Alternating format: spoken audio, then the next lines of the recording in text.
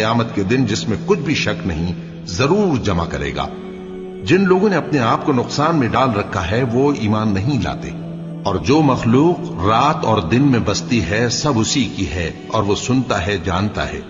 کہو کیا میں اللہ کو چھوڑ کر کسی اور کو مددگار بناؤں؟ کہ وہی تو آسمانوں اور زمین کا پیدا کرنے والا ہے، اور وہی سب کو کھانا دیتا ہے اور خود کسی سے کھانا نہیں لیتا۔ یہ بھی کہہ دو کہ مجھے یہ حکم ہوا ہے کہ میں سب سے پہلا فرما بردار بنوں، اور یہ کہ اے پیغمبر تم مشرکوں میں نہ ہونا۔ یہ بھی کہہ دو کہ اگر میں اپنے پروردگار کی نافرمانی کروں تو مجھے بڑے دن کے عذاب کا خوف ہے۔ جس شخص سے اس روز عذاب ٹال دیا گیا اس پر اللہ نے بڑی مہربانی فرمائی، اور یہی کھلی کامیابی ہے۔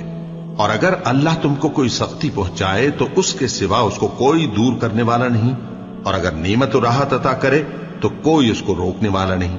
وہ ہر چیز پر قادر ہے، اور وہ اپنے بندوں پر غالب ہے، اور وہ دانا ہے، خبردار ہے۔ ان سے پوچھو کہ سب سے بڑھ کر قرین انصاف کس کی شہادت ہے؟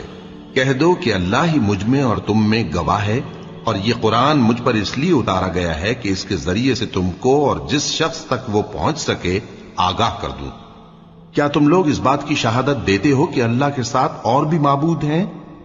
اے پیغمبر کہہ دو کہ میں تو ایسی شہادت نہیں دیتا۔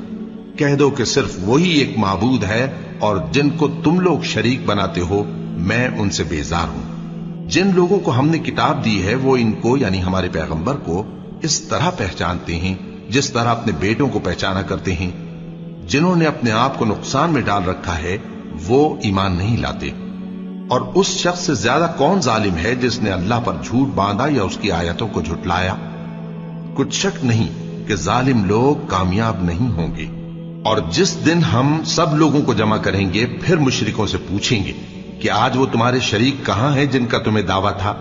تو ان سے کچھ عذر نہ بن پڑے گا، اور بجز اس کے کچھ چارہ نہ ہوگا کہ کہیں اللہ کی قسم جو ہمارا پروردگار ہے ہم شریک نہیں بناتے تھے۔